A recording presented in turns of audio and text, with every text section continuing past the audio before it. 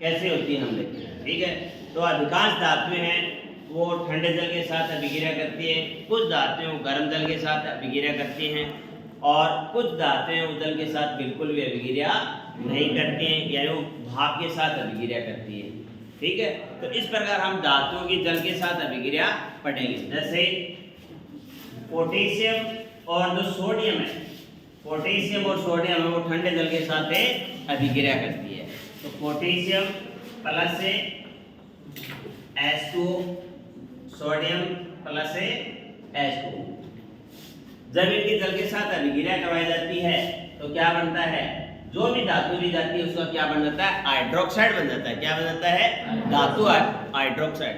तो इसमें एक OH बन जाएगा और इसमें NaOH बन जाएगा, यानी धातु हाइड्रोक्साइड बनती है और साथ में क्या होता है, यानी हाइड्रोजन गैस है वो बाहर निकलती है, हाइड्रोजन गैस से बाहर निकलती है और साथ में उष्मा है वो भी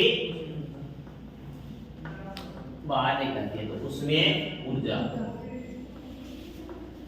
प्लस से उसमें ऊर्जा।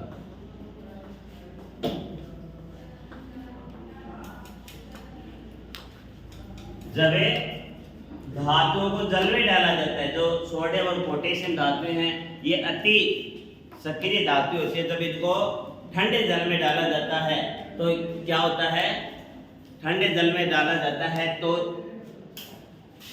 हाइड्रोजन गैस और धातु का हाइड्रोक्साइड बनता है। तो इसमें जो हाइड्रोजन गैस है, हाइड्रोजन गैस है, इसको जो उसमें ऊर्जा साथ में निकल रही है वो क्या कर देती है, प्रज्वलित कर देती है।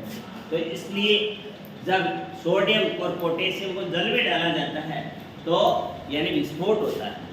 ठीक है, अब इस समीकरण को आप संतुलित कर लो। इधर पोटेशियम का एक परमाणु है, इधर पोटेशियम का एक है। ठीक है, इधर हाइड्रोजन के कितने परमाणु हैं, 2 परमाणु हैं और इधर हाइड्रोजन के 2 और एक 3 हो गए। 3 हो गए तो आप इधर क्या करेंगे, 2 लगा देंगे। 2 लगाते हाइड्रोजन कितने हो गए, 2 दूनी 4 हो गए। इधर कितने हाइड्रोजन के 2 एक 3 है, तो आप क्या करेंगे, यहाँ 2 लगा देंगे। 2 लगाते ही हाइड्रोजन के 2 और 2 कितने हो गए, 4 परमाणु हो गए। और इधर बाईं साइड में अभिकारकों के भी कितने परमाणु, हाइड्रोजन के 4 है। ठीक है, अब इसके बाद में देखो ऑक्सीजन के बाईं साइड में कितने परमाणु हैं, 2 परमाणु हैं। दाईं साइड में 2 परमाणु हैं। ठीक है, अब एक पोटेशियम के दाईं साइड में कितने परमाणु हैं, 2 परमाणु हैं। बाईं साइड में 1 परमाणु है, तो यहाँ आप क्या करेंगे, 2 लगा देंगे। तो इस प्रकार ये समीकरण क्या हो गई है, संतुलित हो गया है। इसी तरीके से इसमें देखिए सोडियम का 1 परमाणु, इधर सोडियम का 1 परमाणु, हाइड्रोजन के कितने परमाणु हैं, 2 परमाणु हैं और इधर हाइड्रोजन के 1 और 2 3 है। तो आप क्या करेंगे, इधर 2 लगा देंगे। 2 लगाते ही 2 दूनी कितने हो गए, 4। हाइड्रोजन के 4 परमाणु हो गए और इधर हाइड्रोजन के कितने हैं, 2 और एक 3 है। तो आप क्या करेंगे, इधर 2 लगा देंगे। 2 लगाते ही 2 और 2 हाइड्रोजन कितने हो गए, 4 परमाणु हो गए। ऑक्सीजन के कितने हैं, 2 और इधर भी ऑक्सीजन के कितने हैं, 2। सोडियम का 1 परमाणु है और इधर सोडियम के कितने हैं, 2। तो इधर आप क्या करेंगे, 2 लगा देंगे। ठीक है, तो इस प्रकार समीकरण को आपको संतुलित भी करना होगा।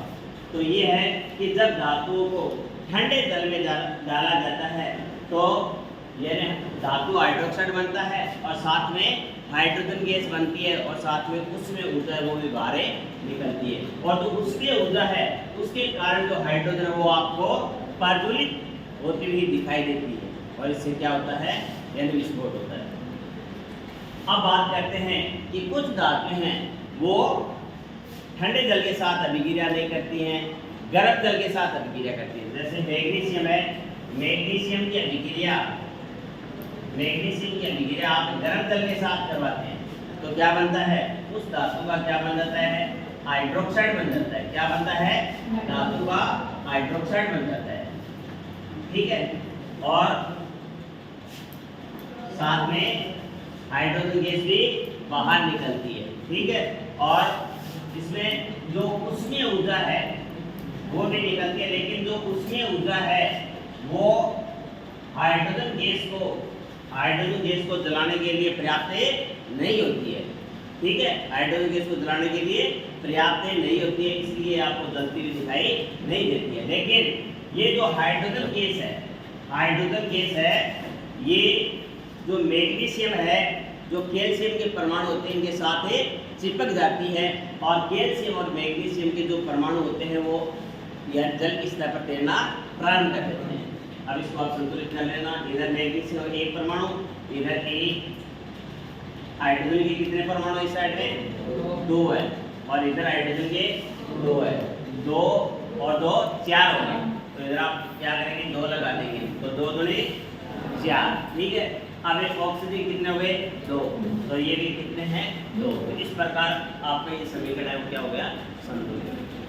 अब बात करते हैं, कुछ धातुएं होती हैं, कुछ धातुएं होती हैं वो न तो गर्म जल के साथ अभिक्रिया करती हैं और न ही ठंडे जल के साथ अभिक्रिया करती हैं, बल्कि किसके साथ अभिक्रिया करती हैं, भाप के साथ अभिक्रिया करती हैं। तो उन धातुओं के नाम क्या क्या हैं, यानी वे धातुएं जो न तो गर्म जल के साथ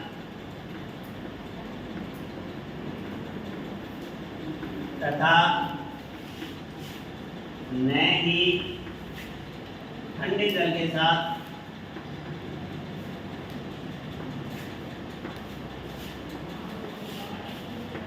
अभिक्रिया करती है,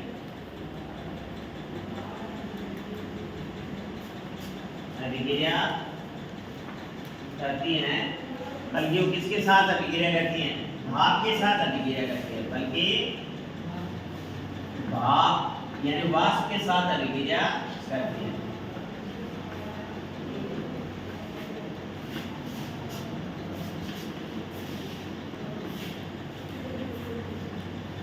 अभिक्रिया करती है, इसमें कौन कौन सी हो जाएंगी, जैसे एक हो जाएगा आयरन हो जाएगा, और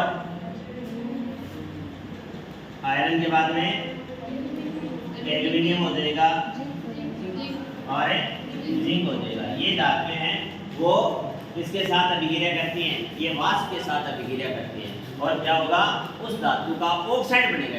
इसमें धातु हाइड्रोक्साइड नहीं बनेगा, उसमें उस धातु का क्या बन जाएगा, ऑक्साइड बन जाएगा, जैसे एल्यूमिनियम ऑक्साइड है, आयरन ऑक्साइड है।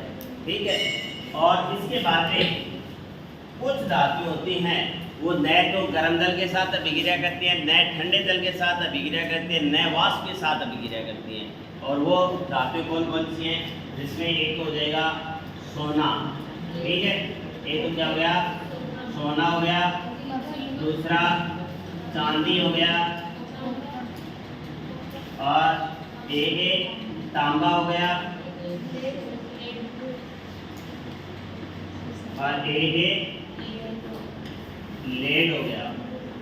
ठीक है, यानी सीसा। तो ये धातुएं वो न तो ठंडे जल के साथ अभिक्रिया करती है, न गर्म जल के साथ अभिक्रिया करती है, और न भाप के साथ अभिक्रिया करती हैं। तो वो धातुएं हैं सोना, चांदी, सीसा और तांबा।